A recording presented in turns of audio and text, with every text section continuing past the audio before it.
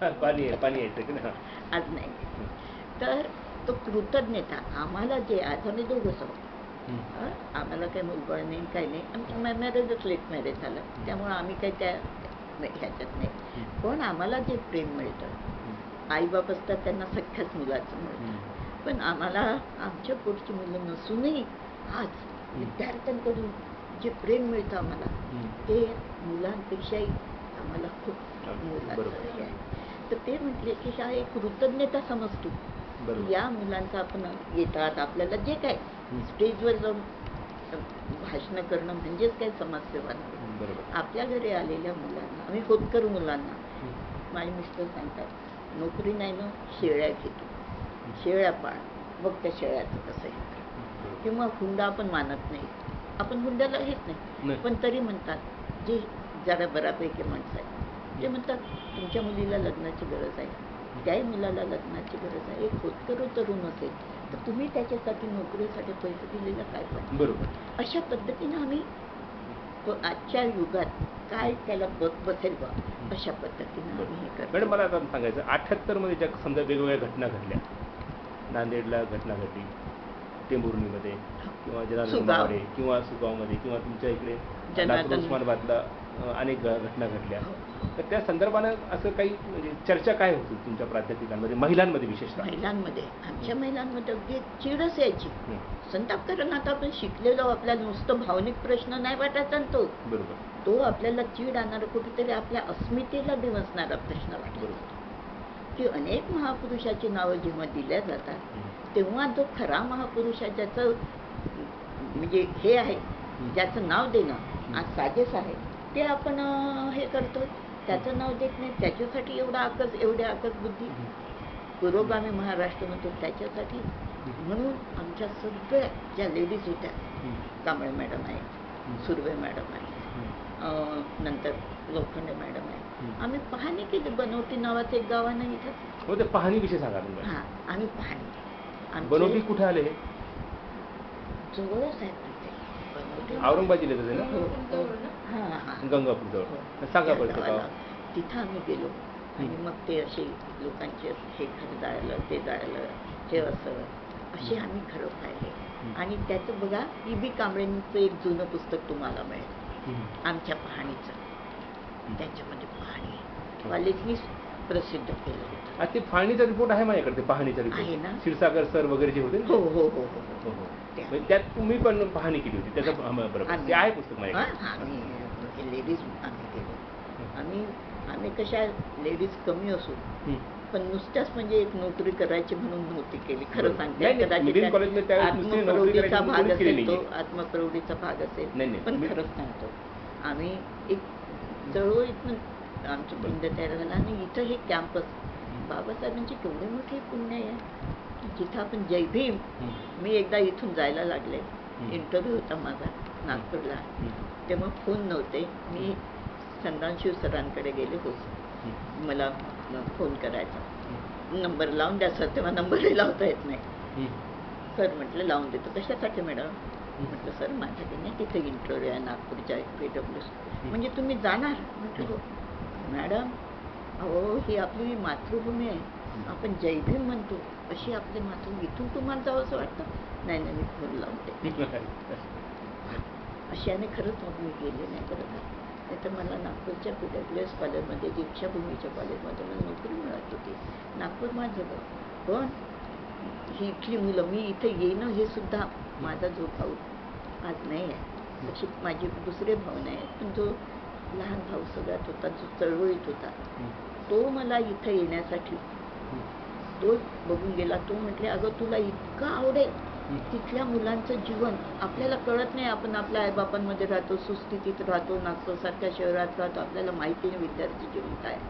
तिथली पोरं कशी एकेका रूममध्ये एक पेटी मुलांची गावावरून येतात, आपल्या हाताने स्वयंपाक करतात, ते रॉकेट आणि असं नाव लिहून मुलगा, तर ते तुला खूप आवडेल ते मुलांचं जीवन असं सांगायचं. अजिंठा वेरूळाजवळ असं म्हणून तुला लिहिता येईल अशा ह्याच्यात मी. मॅडम शिष्यवृत्ती वाढ आंदोलन त्याच्याविषयी सांगा. हां, शिष्यवृत्ती तेव्हा ना जे चैतन्य तेव्हा दिसत होतं, त्या आंदोलनाचं स्वरूप होतं, पण मुलांमध्ये जे चैतन्य ते चैतन्य आज दिसत नाही, मरगळ दिसते. त्यावेळेला होती, आता नाही. त्यावेळेस जी मरगळ जी चैतन्य होतं मुलांमध्ये ते नाही. मुलं अभ्यासही करायचे, पण आपल्या न्याय मागणीसाठी आपण लढा दिला पाहिजे, आपण आपला वेळ दिला पाहिजे, ही जी जाणीव होती ही मुलांमध्ये खूप होती. अर्थात ही सुद्धा इथले जे प्राध्यापक आहेत त्या प्राध्यापकांनी त्यांच्यामध्ये ती निर्माण केली होती. कोणी स्वार्थ हेतूनी नाही. आज कदाचित काही आम्हाला माहीत आहे, काही प्राध्यापक स्वतःचं राजकारण पुढे न्यावं, हे करावं म्हणून करत असतील, तेव्हा असं केलं नाही. बौद्ध धर्माचे समजा असं काही 74-75ला काही मराठवाड्यामध्ये बौद्ध म्हणून असं काही विशेष काही दिसत नसेल. नाही, बाबासाहेब माहीत असतील, बाबासाहेब माहीत होते, हे नाही. मग मी जेव्हा शिकवायची ना, मी आणि रामटेके सर इकडे, हे दोघं, आम्ही मुलांना, रामटेके सर मला सांगायचे, मॅडम शेवटचे असतात ना 5-10 मिनिट आपला अभ्यास बाजूला ठेवायचा म्हणे, अभ्यास करत, आणि मुलांना बाबासाहेबनं बुद्ध सांगायचं, खोटं सांगत नाही असं. आणि मग आम्ही त्यांना सांगायचं, आम्ही त्यांना प्रश्न विचारायचे, तुम्ही कसे काय, कोणत्या भागातून आले, तुमचं गाव केवढं आहे, असं. त्यांना गावात रोड नाही, गावात पाणी नाही. इथं मुलं जेव्हा सुरुवातीला आले त्या काळात तर नळ टोटी अशी फिरवली की त्याच्यातनं पाणी येतं, याचं मुलांना नवल वाटायचं. हे बटन, स्विच बोर्डवरचं बटन ऑन केलं की लाईट लागतो, अशा ह्याच्यातली मुलं होते. अगदी भाकरी खाणारी, 30 रुपये, त्या 30 रुपयातून आपण खर्च करणारी, आपल्या आईबापांना पण देणार, पैसे पाठवणार. आमच्या हॉस्टेलच्या पूर्वी त्या नवीन साड्या घ्यायच्या, नवीन हे आणायच्या, घरी जाताना छान दिसलं पाहिजे, तर तो पैसा ते विनाकारण नाही करायच्या. 70-71ला मुलींची संख्या होती म्हणजे खूप कमी. मी आले तेव्हापासून वर्गामध्ये साधारणतः किती असायची समजा? अगदी 1-2, इकडे तर नव्हती संख्या, मिलींमध्ये तरी होती. पण बाबासाहेब आंबेडकर, कारण लांब होतं आणि तिथून जाणं म्हणजे तो रस्ता ओसाड होता. लॉ कॉलेज एकाहत्तरला झालं, त्याच्या आधी लॉ कॉलेज नव्हतं, आणि तो भाग म्हणजे लोनली होता. विद्यापीठातही फारशा मुली जात नव्हत्या तेव्हा, तर तिथं कोणी जात नव्हतं. जेव्हा मुलं शिकले आणि मुली जेव्हा हॉस्टेलला आले, तर इथल्या मॅडम तिथं शिकवतात, अशी पण मुलांमध्ये मग चर्चा आहे. काही मुलं तिथले होते, काय, मग बरोबर मुली यायला लागल्या. म्हणजे 75 नंतर. 75. पण मुली, मॅडम, मुलींमध्ये जे जात वर्गीय स्वरूप होतं, तर म्हणजे त्या आपल्यापैकी जास्त होत्या, त्या सवर्णांच्या पण मुली होत्या. आपल्या मुली जास्त होत्या. कारण मिलिंद कॉलेज हे माहीत होतं, बाबासाहेबांचं कॉलेज, म्हणून त्यांचे आई वडील पाठवत होते. आणि तिथं सगळ्या कशा एका आर्थिक सुस्थिती, एका सामाजिक ह्याच्यात, त्यामुळं सगळ्या एका थरातल्या वाटायच्या, नाही तर बुजून जातात काही मुली. हुशार असतात पण आपली प्रगती नाही करू शकत. इथं नाही, सर्वसामान्य सारख्या थरातल्या मुली होत्या. आणि त्यामुळं काही मुलींमध्ये न्यूनगंड होतं, ते आम्ही त्यांना सांगायचं, राहणीचं सांगायचं की बघ आहे त्या परिस्थितीत ते चांगलं राहायचं, कसं राहिलं पाहिजे, असं सुद्धा मुलींना आम्ही थोडं सांगत होतो. कसं खायचं, हे आहे त्या परिस्थितीमध्ये शिकायला येतात, मात्र शिक्षणाकडे दुर्लक्ष करायचं. तुम्ही चळवळ म्हणता ते इथं अविनाश डोळस रेक्टर होतं, मला आठवतं, मुलांच्या हॉस्टेलला. तेव्हा ती मुलं, आमच्या हॉस्टेलच्या मुलींचा जास्त सहभाग राहायचा. तेव्हा पण मुली बरोबर नाटकात भाग घ्यायचा, ती जबाबदारी मात्र आम्हाला घ्यावी लागायची. पण नाटकात भाग घ्यायलाही मुली म्हणजे प्रेरित करावं लागायचं, कारण तो काळ 70-72-75चा झाला. तर इथल्या हॉस्टेलला किती मुली होते मॅडम त्यावेळेला? हॉस्टेलला जवळजवळ 100 मुली राहायच्या, कारण हॉस्टेल कॉमन होतं मुलींचं. मुलांचे हॉस्टेल वेगळे वेगळे होते, कॉलेज वाईज होते.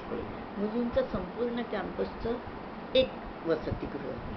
त्यामुळे सगळ्या महाराष्ट्रातून आलेल्या असायच्या का मराठवाड्यातल्या पण? नाही नाही, महाराष्ट्रातून आलेल्या, महाराष्ट्रातून मुंबईच्या ज्या झोपडपट्टीत राहणाऱ्या मुली, गरीब मुली, त्या होत्या. मराठवाड्याची संख्या कमी असेल मॅडम? हो, मराठवाड्यातली तशी कमी, पण हे बुलढाणा, हे जवळ चिखली, इथल्या मुली वगैरे जास्त होत्या.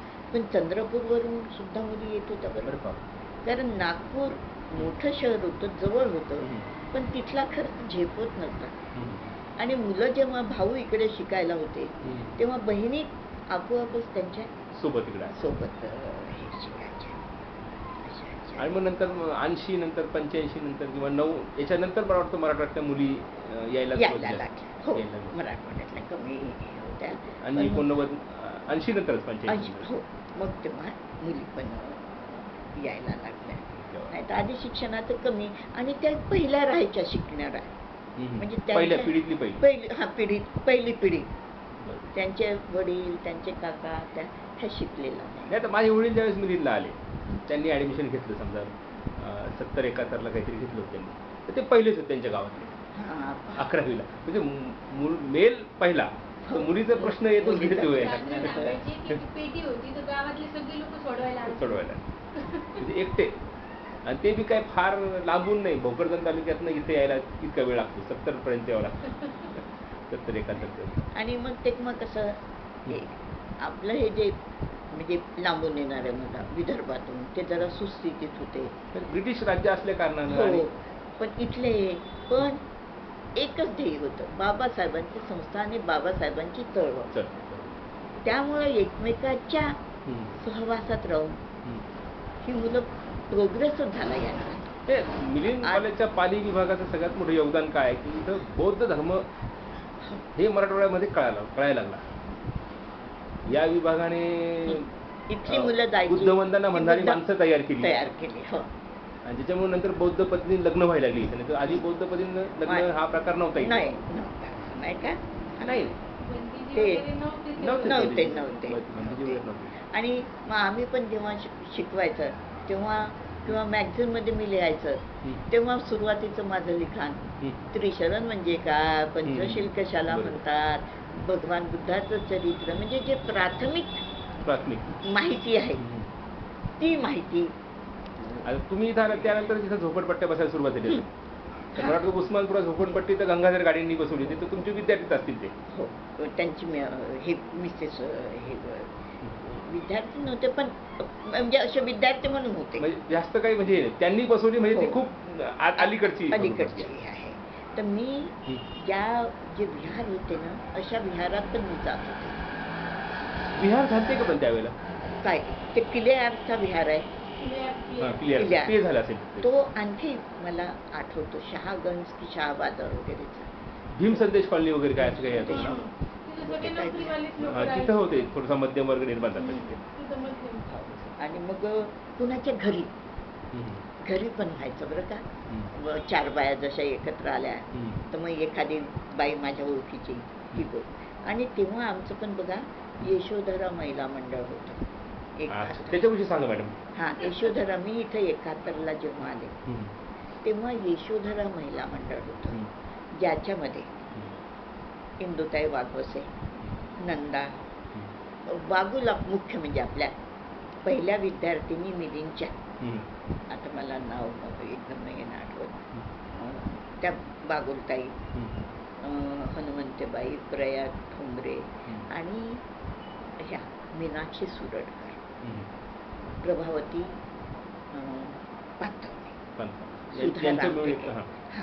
आणि मग त्यांच्यामध्ये मी, लोखंडे मॅडम, आम्ही पण त्यांच्यामध्ये आलो. तर आम्ही सुद्धा असे वाघबसेबाईंकडे वगैरे कार्यक्रम घेत होतो, महिलांना जमा करून त्यांना बौद्धधर्म सांगणे. आणि एक आम्ही आणखी छान असा कार्यक्रम घेतलेला आहे बरं, हे शिरोळेवर, नंदा शिरोळेवर आम्ही एक मोठा असा कार्यक्रम घेतलेला आहे. त्याची ती जुनी पत्रिका आहे माझ्याजवळ आहे. छान. आता नाही, हिच्याकडे पण विजया शिरोळे आहे ना, तिच्या माझ्याजवळ आहे, पण ते आता हे नाही. मी फोटो घेईन, जर सापडली तर तुमची पत्रिका घेणार नाही मी, याच्यात शोधावं लागेल. नाही, ठीक आहे, जेव्हा मिळेल तेव्हा. हो हो, आम्ही पत्रिका पण. आणि तेव्हा आम्ही या बाईंना बोलवलं होतं, माझ्या जन्माची चित्रकथा, आपल्या नाही बेबीताई कांबळे नाही, ह्या आपल्या शांताबाई कांबळे. पण तेव्हा काहीतरी हे असं सुरू होतं, तर तेव्हा अरुण कांबळेंची आई, ते टीव्हीवर पण दाखवलं मला वाटतं. तर ते त्या ह्याच्याने पण आम्ही छान म्हणजे असे कार्यक्रम घेत होतो, एकत्र येत होतो असं.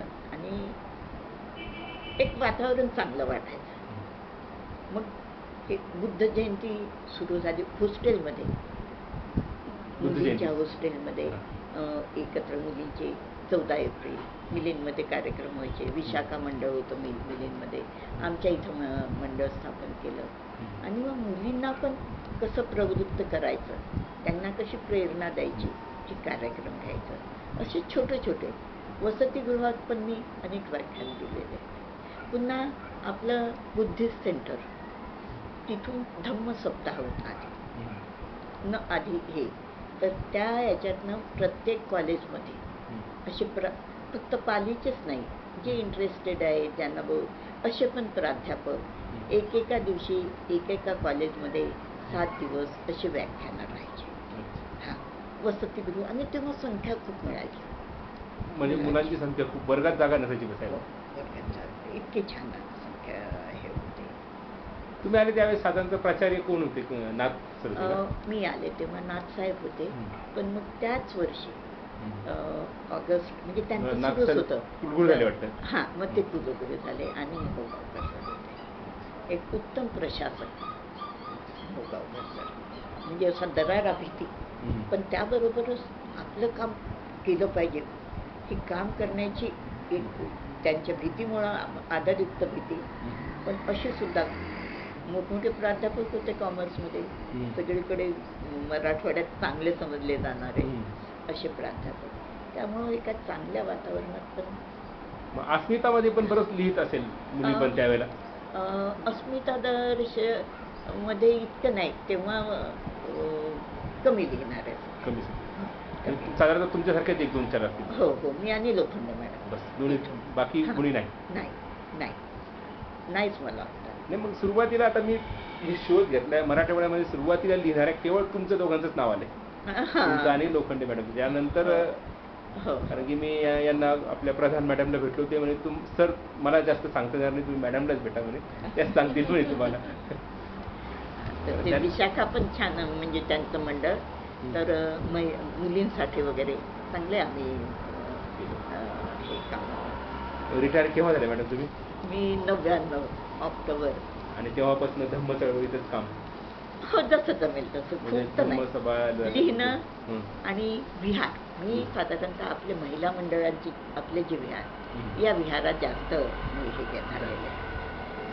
कारण मी काय खूप मोठी विचारवंत स्वतःला समजत नाही, त्यामुळं खूप विचार मी नाही देऊ शकत. पण प्राथमिक जे बायांना आवश्यक आहे, बरोबर, स्त्रियांना आवश्यक आहे बौद्ध धर्माचं ज्ञान, ते मात्र देण्याचा माझा प्रयत्न असं.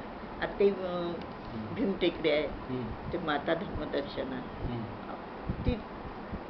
तिच्याशी मी जास्त संबंधित आहे. कारण ती दरवर्षी ती फक्त म्हणजे धम्म परिषद घेते, स्त्रियांची. ती मला अध्यक्ष करते म्हणून मी जाते असं नाही, पण ती म्हणते पाहुणे कोणीही असो. नाही, पण ती नवीन सुरुवात आहे मॅडम. स्त्रियांची धम्म परिषद ही एक सुरुवात आहे. ती केव्हा सुरू झाली मॅडम? म्हणजे 95-94च्या आधी झाली का आता सुरू झाली? म्हणजे 12 झाल्या. 12 झाले म्हणजे 2012 पासून सुरू झाली का? नाही, हो 12च म्हणता येते. मग 12 सुरू झाले. तर 12 किंवा त्याच्या 1 वर्ष नंतर 2 पासून धरा. आज 14 जर आपण म्हणतो, 1900 म्हणजे 2002 पासून सुरू झाली. तर ते सांगत होती ती, म्हणजे फक्त नुसते वंदना घेणं किंवा एवढंच नाही शिकवत. ती व्यसनमुक्ती, महिलांचे काही प्रश्न असतात, घरगुती काही असतात, ते सुद्धा ते प्रश्न जास्तच आहे इथं. कारण बरकर एरियामध्ये दारू आणि हे ते मला आवडतं. ते मला आवडतं तिचं ते काम. म्हणून मग मी तिला जास्त हे करते. धन्यवाद मॅडम. खूप म्हणजे